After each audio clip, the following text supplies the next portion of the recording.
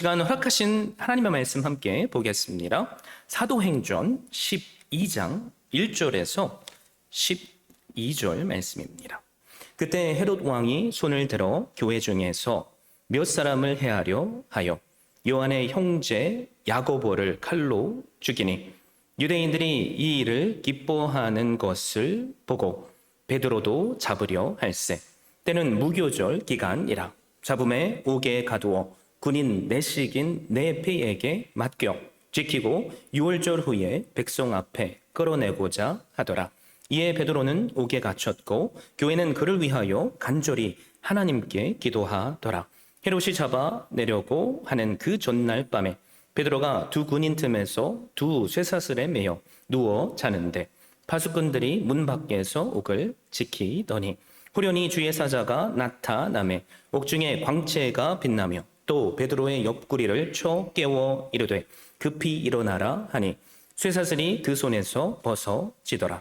천사가 이르되 띠를 띠고 신을 신으라 하거늘 베드로가 그대로 하니 천사가 또 이르되 겉옷을 입고 따라오라 한데 베드로가 나와서 따라갈새 천사가 하는 것이 생시인 줄 알지 못하고 환상을 보는가 하니라. 이에 첫째와 둘째 파수를 지나 시내로 통한 쇠문에 이르니 문이 저절로 열리는지라. 나와서 한 거리를 지나매 천사가 곧 떠나더라. 이에 베드로가 정신이 들어 이르되 내가 이제야 참으로 주께서 그의 천사를 보내어 나를 헤롯의 손과 유대 백성의 모든 기대에서 벗어나게 하신 줄 알았노라 하며 깨닫고 마가라는 요한의 어머니 마리아의 집에 가니 여러 사람이 거기에 모여 기도하고 있더라. 아멘. 저는 이 귀한 주일에 주신 말씀을 힘입어서 우리가 꿈꾸는 교회 시리즈 마지막이자 그 5번째 시간으로 사명으로 사는 교회라는 제목으로 말씀을 증거하고자 합니다. 여러분, 우리가 신앙생활을 하면서 매일매일이 행복하면 얼마나 좋겠습니까? 그런데 우리가 다들 알죠? 신앙생활을 하다 보면 때때로 이해할 수 없는 일들이나 상황들이 생깁니다.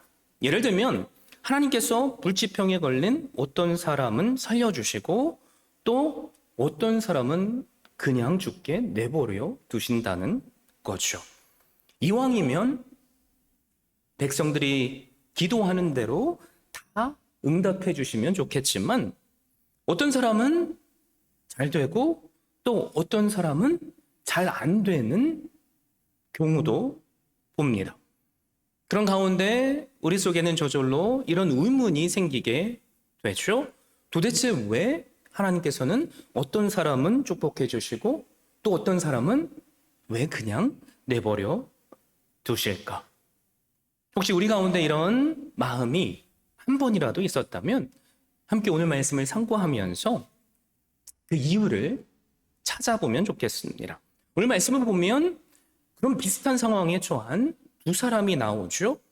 하나님은 야고보 사도는 죽게 내버려 두셨습니다. 그런데 반대로 베드로는 불가능한 상황 속에 있었지만 천사까지도 보내주셔서 살려주셨습니다. 여러분, 그 이유가 뭘까요? 야고보가 하나님 앞에 범죄한 사람이어서 그렇습니까? 아니죠. 둘 다 하나님께 사랑받는 하나님의 사도예요. 오늘 주신 말씀으로 그 이유가 뭔지 우리가 알아보고 우리도 하나님 앞에 붙들림 바 되는 삶 살면 좋겠습니다. 오늘 말씀의 배경을 보면 헤롯 왕이 통치를 하던 때라고 말씀하죠. 성경에는 헤롯이라는 이름이 많이 나오는데 본문에 나오는 헤롯은 헤롯 아그리파 1세입니다. 에돔 사람입니다. 그런데 유대인의 피가 그 안에 흐르고 있어요. 그래서 이스라엘이라는 지역을 통치하면서 로마 황제에게 충성하고 있습니다. 헬레니즘 신앙을 따라가고 있죠.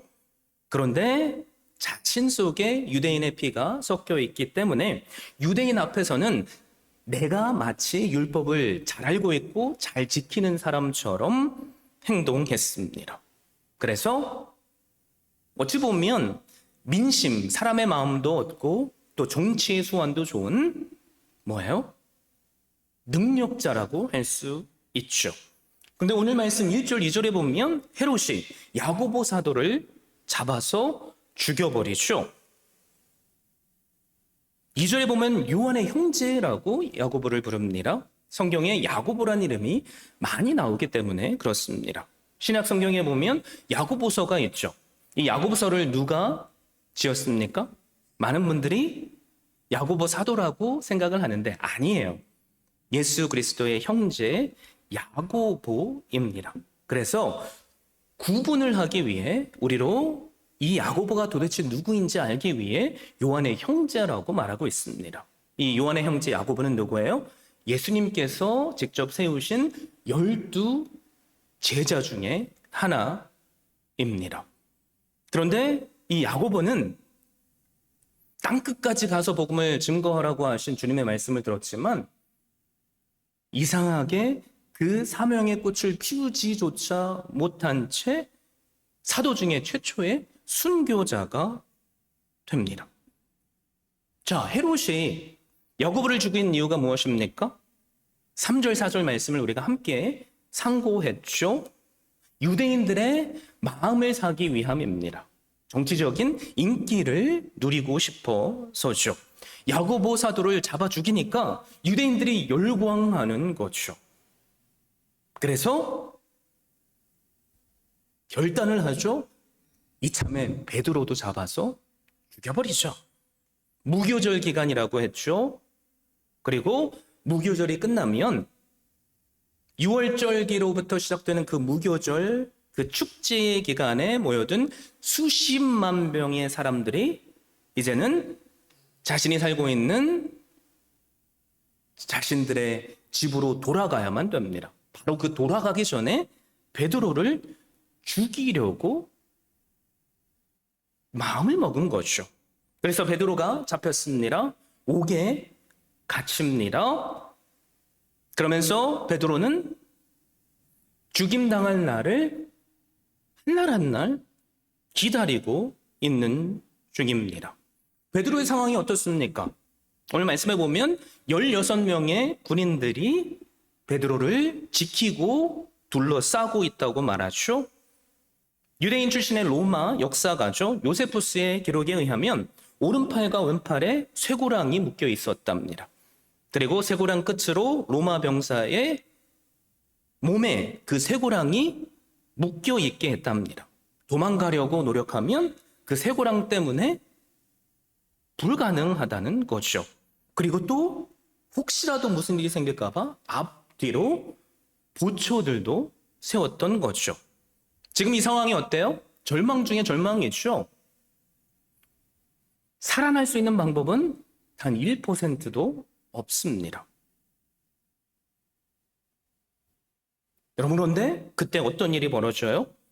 6절, 7절 말씀해 보니까 호련히 주의 사자가 나타났답니다. 옥중에 광채가 빛났다고 말하죠. 그리고 할 일 없이, 참 신기한 게 내일 죽게 될 상황인데 베드로는 단잠을 자고 있어요. 그때 천사가 베드로의 옆을 툭툭 치죠. 그러면서 급히 일어나라 라고 말합니다. 근데 놀라운 기적이 일어나요. 그 묶여있던 쇠사슬이 그 손에서 벗어집니다. 여러분, 이 상황을 통해서 우리가 깨닫게 되는 한 가지는 뭡니까? 하나님 앞에 인간의 그 어떤 노력도 허사가 된다는 겁니다. 사람이 아무리 노력할지라도 하나님께서 한번 치시면 그것이 물거품이 된다는 거죠. 자, 헤롯 왕 입장에서 보면 지금 빠져나갈 구멍이 단 1%도 없죠. 얼마나 마음이 기뻤겠습니까? 그래, 내일이면 내가 베드로 사도도 죽일 수 있어. 유대인들이 나를 열광을 하겠지? 근데 하나님께서 그냥 일하시니까 그 묶여있던 것들이 다 풀려 버립니다. 지금 내일이면 사형을 당할, 죽임을 당할 베드로.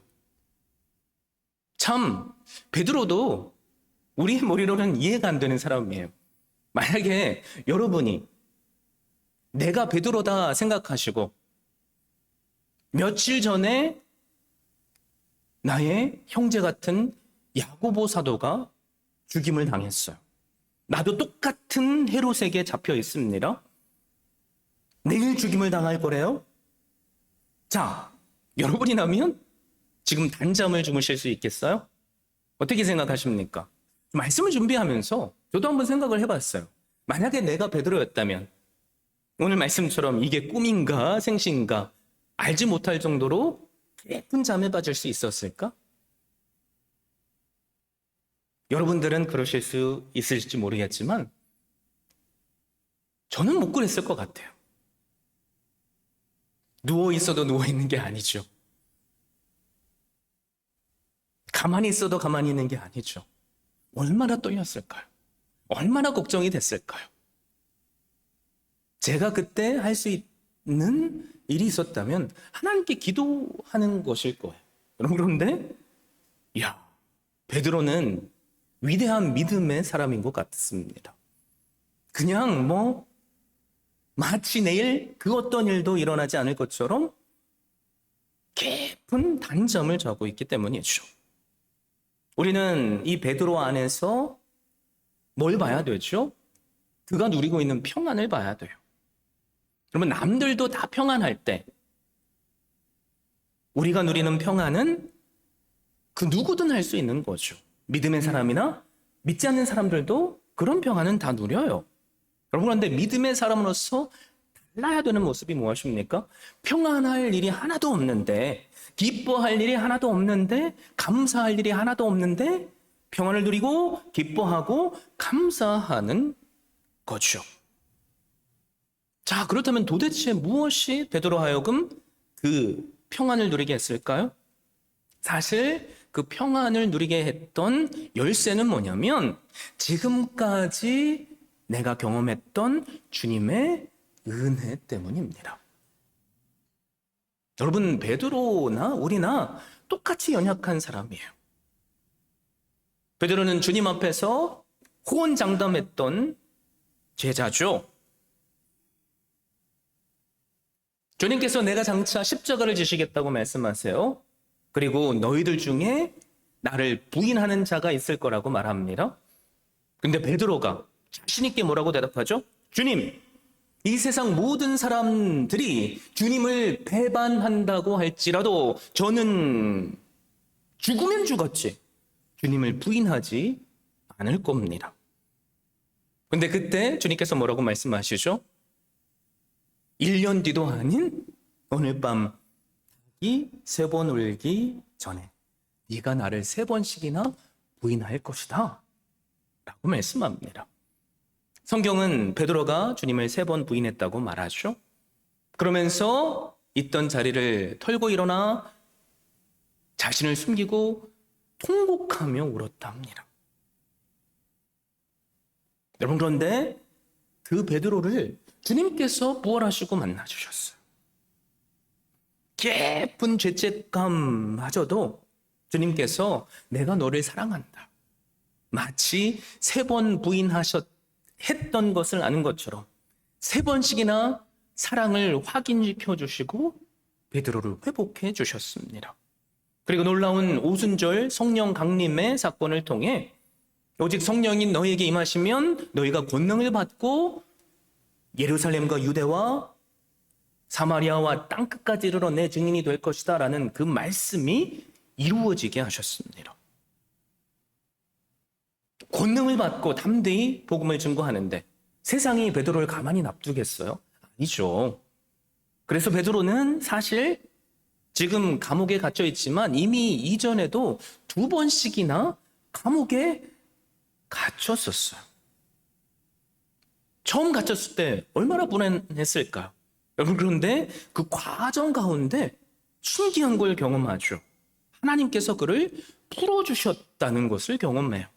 그러니까 사실 베드로가 누렸던 단잠과 평안은 뭐에 근거한 거예요? 내가 지금까지 경험했던 신실하신 주님의 은혜에 근거한 겁니다. 그러면서 베드로는 한 가지를 깨달았죠. 그 한 가지가 뭐예요?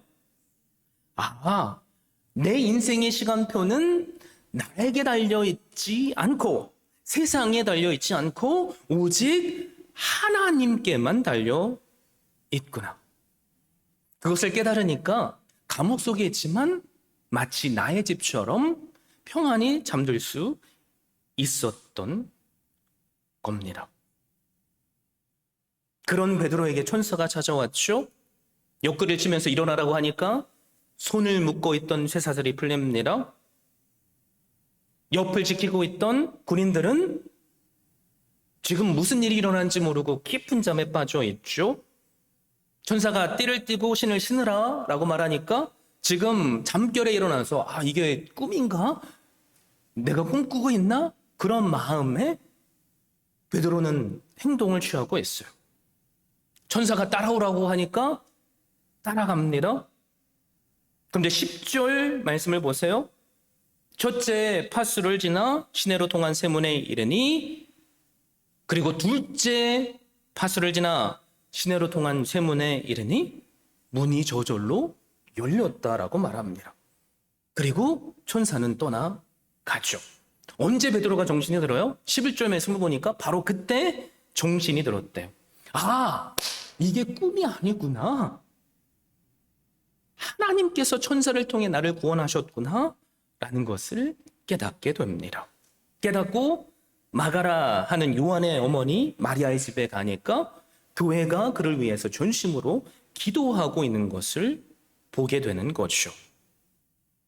여러분, 베드로가 감옥에서 나온 것은 철저히 하나님께서 주관하신 거죠. 그곳에는 인간의 생각이 들어갈 틈이 없습니다. 우리가 하나님을 믿는다면 어떤 하나님을 믿어야 될까요? 이 베드로의 삶마저도 주관하시는 하나님을 믿어야겠죠. 그러면 폭풍우 가운데에서도 우리는 그분 안에 있으므로 평안을 누릴 수 있어요. 요즘에 수면제를 먹지 않으면 밤에 잠을 못 이루시는 분들이 얼마나 많습니까? 누구에게도 말할 수 없는 걱정들 때문이겠죠. 여러분, 그런데 우리가 하나님을 믿는다면, 그 걱정마저도 해결해 주실 수 있는 그 하나님을 믿는다면 수면제를 의지하지 않아도 오늘 밤 나로 단잠을 이루게 하시는 그 은혜를 누릴 수 있어요. 혹시 우리 가운데 걱정이 있는 분 계세요? 그것이 그 어떤 이유에서든 그 걱정보다 위대하신 하나님을 믿으십시오. 베드로처럼 말이죠. 베드로처럼 아직까지 나를 살려주시는, 나에게 베푸시는 은혜를 경험해보지 못한 분 혹시 계십니까? 여러분, 지금이 기회예요. 이 시간 마음의 문을 열어서 나를 구원하시기 위해서 나를 사랑하시는 하나님께서 보내주신 예수 그리스도를 나의 구주로 영접하십시오. 주님께서 이 땅에 왜 오셨어요? 내 죄의 문제를 사람이 해결할 수 없게, 마치 옥에 갇혀있는 베드로가 내 힘으로 그 옥을 풀고 나올 수 없음을 아시게. 천사를 보내주신 하나님께서 예수님을 보내주셨어요. 우리의 죄는 마땅히 심판받아야 마땅하기에, 사랑의 하나님은 공의의 하나님도 되시기에 우리의 죄를 하나님의 완벽하신 방법으로 대신 해결해 주셨습니다. 그게 뭐예요? 예수 그리스도를 우리의 죄값을 그분의 죽음으로 치르게 하셔서 말이죠. 그래서 성경은 우리에게 뭐라고 선포해요? 네가 착한 일을 하면 구원을 받는다라고 말하지 않아요. 오직 예수 그리스도를 믿어라, 그러면 너와 내 집이 구원을 얻겠다라고 하십니다. 이 예수님을 오늘 영접하십시오. 그리고 그분을 믿는 믿음으로 한 걸음 한 걸음 베드로처럼 동행해 보는 거죠. 그럴 때 하나님께서 우리의 걱정과 근심을 해결해 주시고 우리의 죽을 것과도 같은 상황을 해결해 주시는 그 은혜를 누리게 해 주실 거예요. 절망 가운데 우리가 떨어졌어도 베드로처럼 우리도 평안을 누릴 줄 믿습니다. 자, 그런데 제 안에는 이런 하나님께 드리고 싶은 질문이 생겼어요. 하나님, 그러면 야고보 사도는요? 야고보 사도는 왜 죽게 내버려 두셨나요? 어떻게 생각하세요? 베드로가 살 수 있었다면 하나님께서 야고보도 살 수 있게 해주시지 않을까요? 근데 1절 말씀해 보세요. 야고보 사도는 헤롯의 칼에 죽었다라고 말합니다. 왜 그럴까? 저는 성경을 야고보 사도의 삶을 중심으로 연구를 해봤어요. 요한의 형제 야고보는 세베대의 아들입니다. 아버지 세베대는 어부이면서 손주예요. 부자였다는 거죠. 야고보는 베드로처럼 쉽게 죽임을 당하면 안 된 베드로와 요한과 함께 예수님의 3명의 수제자 중에 하나입니다. 그런데 이 야고보는 베드로만큼 성격이 급한 사람이에요. 예수님께서 지상 왕국을 세우시면 십자가의 은혜를 깨닫기 전에 이런 상상을 했던 사람이에요. 예수님께서 이 땅의 왕이 되시면 내가 한 자리를 차지해야지. 심지어는 그것을 어머니를 동원해서 예수님께 청탁했습니다. 그때 주님께서 마가복음 10장을 보면 이런 말씀을 하세요. 너희 구하는 것을 너희가 알지 못하는도다. 너희가 나의 마시는 잔을 마시며 나의 받는 세례를 받을 수 있느냐라고 물으셨습니다. 그러자 자신 있게 야고보도 저희가 말하되 할 수 있나이다 라고 대답합니다. 주님께서 말씀하신 너희가 나의 마시는 잔을 마실 수 있겠느냐? 그 말을 야고보 사도는 이해했을까요? 이해하지 못했을 거예요. 주님께서 마시고자 하는 그 잔은 뭐예요? 십자가의 잔이죠. 세상의 죄를 대신해서 죽으셔야 할 그분의 죽음입니다. 그런데 야고보가 고백을 하는 거예요. 제가 할 수 있습니다. 그래서 성경에서 나타난 야고보는 자신의 고백에 따라서 예수 그리스도께서 마셨던 그 십자가의 잔을 가장 먼저 따라간 제자가 된 겁니다. 야고보가 잘못한 게 아니라 주님께서 바라보고 계시는 야고보의 그 인생의 시간표는 뭐예요? 주님의 잔에 동참하는 그때까지라는 거죠. 여러분, 그런데 왜 우리는 야고보의 입장에서 생각하면 원망의 마음이 들까요? 죽음에 대한 잘못된 이유 때문에 그래요.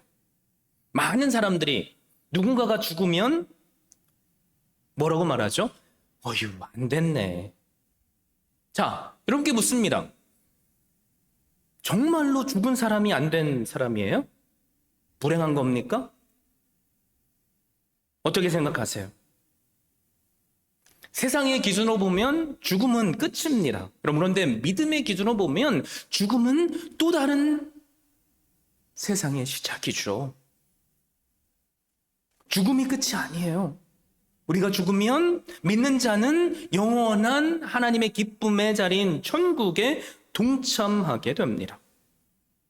그래서 믿음의 눈으로 보면 야고보는 어찌 보면 축복의 자리에 있는 거죠.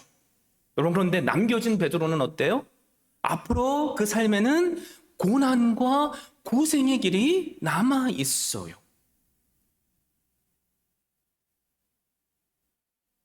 우리도 마찬가지입니다. 죽음에 대한 제대로 된 이해가 있다면 누군가가 죽었을 때 우리는 그것이 불행하다 말할 수 없고요. 누군가가 살아있을지라도 그것이 복된 삶이라고 또 말할 수 없어요. 진짜 복된 삶이 무엇입니까? 살아도 주님 안에서 허락하시는 평안을 누리는 삶이고요. 죽어도 영원한 지옥의 형벌이 아니라 영원한 기쁨의 나라인 주님과 동행하는 천국에 있을 때 우리의 삶은 복됩니다. 여러분, 그래서 이 땅에서의 하나님께서 행하시는 일을 사람의 생각으로 판단하지 마세요. 우리에게 오직 필요한 것은 무엇입니까? 예수 그리스도를 믿는 믿음이고, 그분께서 나의 삶도 한치의 오차도 없이 주장하고 계시다는 거죠.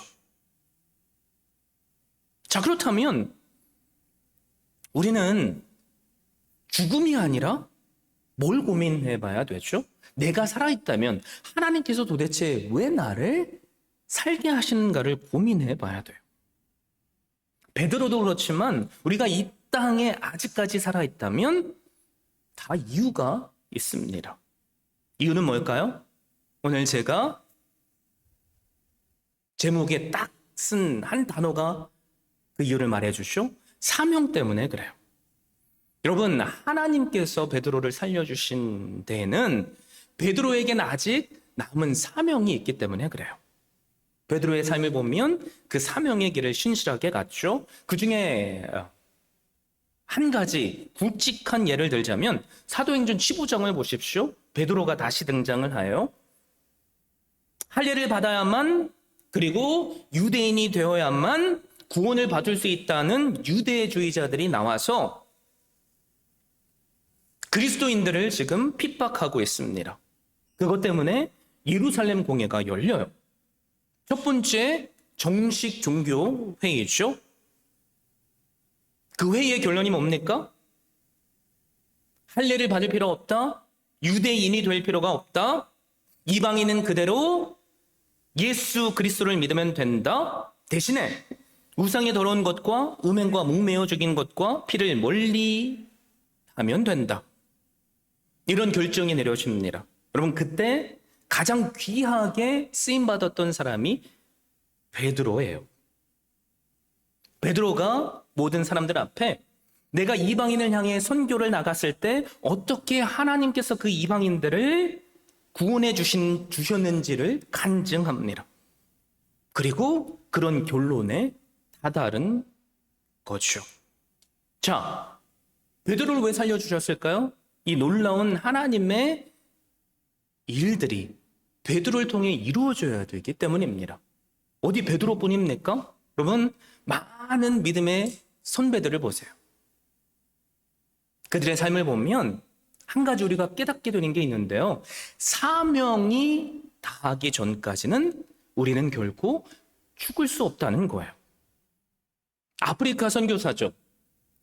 데이빗 리빙스턴, 여러분들 잘 아실 겁니다. 아프리카 선교의 개척자예요. 그를 통해서 아프리카의 복음의 문이 열렸습니다. 30년의 그의 선교의 대장정을 보면 놀라지 마십시오. 처음부터 열매를 맺은 게 아니에요. 아프리카에 가고 나서도 장작 몇 년 동안, 1년도 아니고 2년도 아니고 11년 동안 열심으로 노력했는데 단 한 명도 주님 앞에 인도하지 못했어요. 그 과정 가운데 뭘 본지 아세요? 참 우리랑 어찌 비슷한지, 거기에 함께 생활하고 있는 선교사들의 갈등과 가족 간의 불행과 그것 때문에 지쳐있는 자신만 11년 동안 봤습니다. 신기하죠. 여러분, 그런데 리빙스턴은 포기하지 않아요. 끝까지 하나님을 믿고 하나님께서 나를 향한 계획이 있다는 것을 확신하고 인내하며 기다립니다. 그러자 하나님께서 놀랍게 그 길을 열어주시는데요. 본격적으로 내부에 지도도 없이 탐험하게 하셨어요. 선교사들의 발길이 닿지 않는 곳에 복음을 들고 가는데 이 리빙스턴을 통해서 예수 그리스도를 믿는 자들이 가는 곳마다 생기고 그 대륙을 몇 번씩 횡단하면서 아프리카 모든 곳에 복음의 씨앗이 뿌려지게 했습니다. 여러분, 그 가는 길에 리빙스턴이라고 어려운 일들이 없었을까요?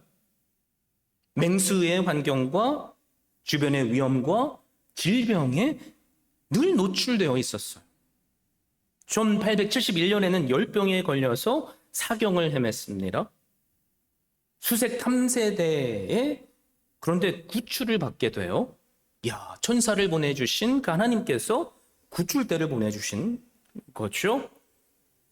또 언젠가는 사자에 물려서 큰 부상을 당합니다.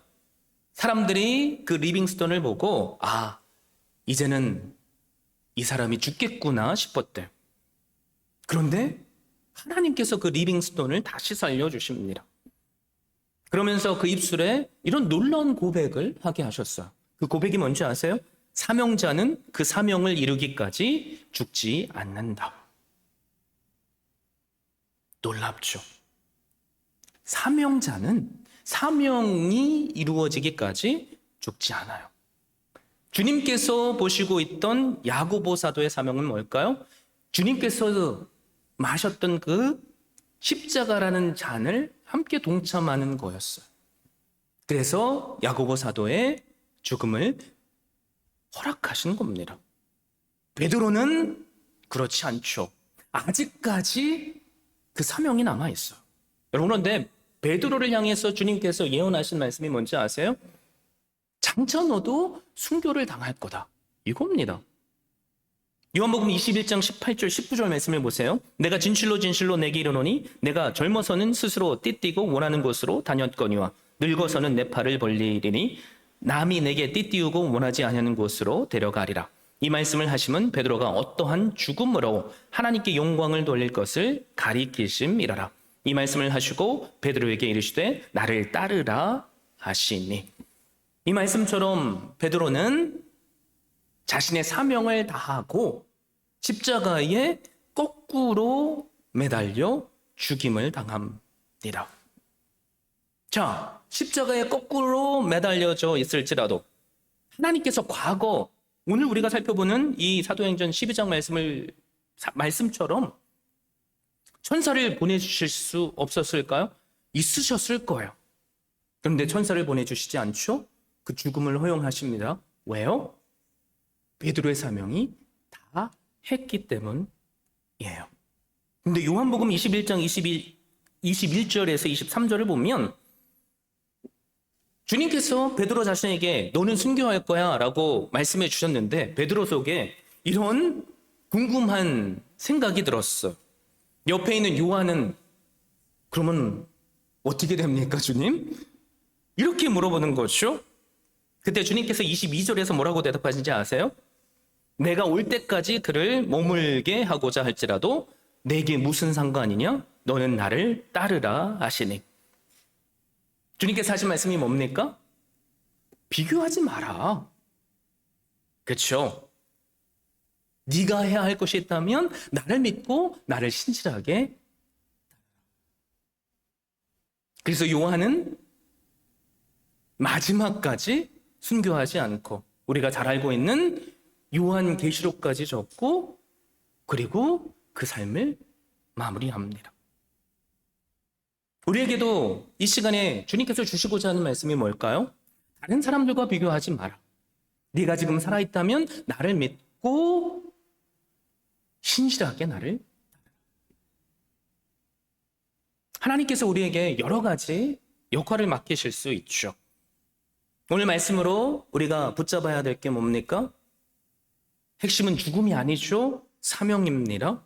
내가 어떻게 죽을까가 궁금한 것이 아니라 내가 살아있다면 어떻게 살아야 하는가를 궁금해해야 한다는 거죠.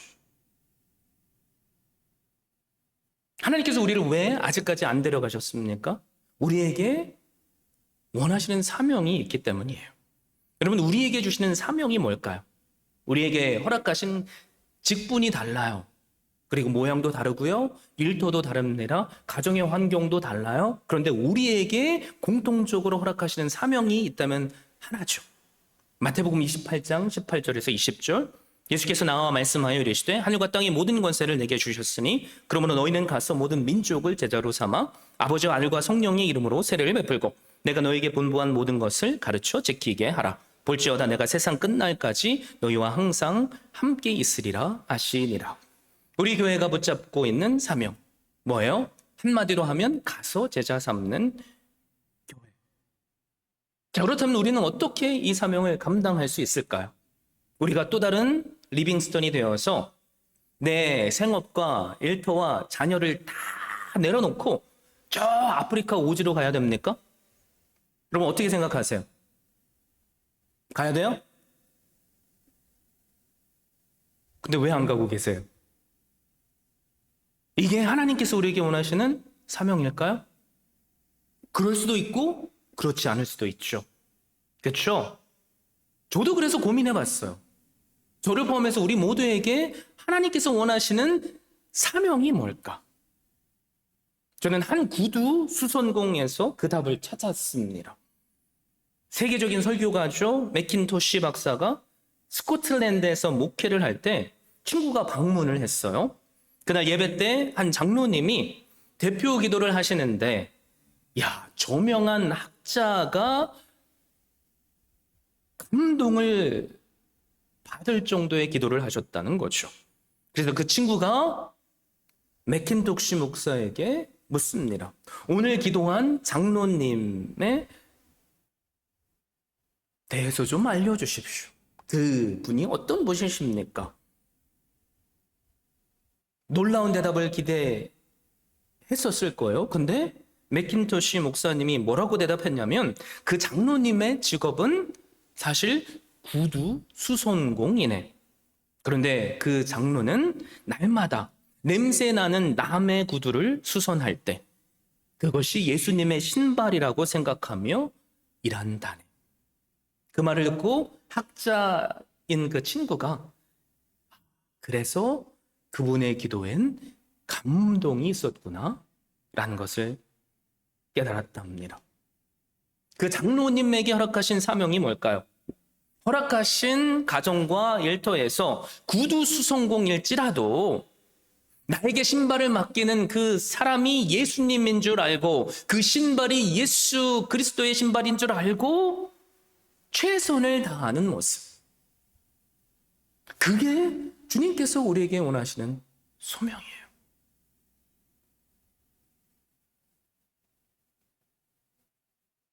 우리도 그런 귀한 삶을 살 수 있기를 바랍니다. 일터에서 일하십니까? 누군가가 나를 찾아온다면 그분이 예수님인 줄 알고 그분을 존귀하게 여겨보십시오. 그분이 감동하지 않겠어요? 그 감동의 이유를 우리에게 물어보지 않겠습니까? 이 교회의 구두수선공인 장로님이 수많은 사람들을 전도했던 것처럼 내가 믿는 예수 그리스도를 감동한 그 사람에게 전할 수 있다면 그 사람도 우리를 통해서 주님 앞에 돌아올 수 있지 않겠습니까? 주님께서 우리에게 원하시는 삶은 오늘을 다 포기하고 저 멀리 선교지로 나가는 게 아니에요. 나의 가정이 선교지입니다. 내 일터가 선교지고요. 내가 만나는 사람들이 선교 대상자죠. 여러분, 우리에게 귀한 사명이 있잖아요. 하나님께서 우리에게 아직 목숨을 허락하셨다면 우리 허락하신 모든 곳에서 사명자로 살 수 있기를 바랍니다. 그럴 때 하나님께서 우리를 기뻐 받으시고 세상에 줄 수 없는 평안을 허락하시며 설령 우리가 죽음의 상황에 처할지라도 그 어떤 사람은 걱정하겠지만 우리만큼은 세상에 줄 수 없는 평안을 주시고 행복을 주시는 그 은혜를 누리게 될 줄로 믿습니다. 여러분 기억하세요. 우리는 다 사명자입니다. 그 길을 함께 동참함으로 하나님께 영광이 되고 그 영광이 우리에게 허락하시는 놀라운 복이 되게 하시는 은혜 누리시는 한 분 한 분 되시기를 예수 그리스도의 이름으로 축원드립니다.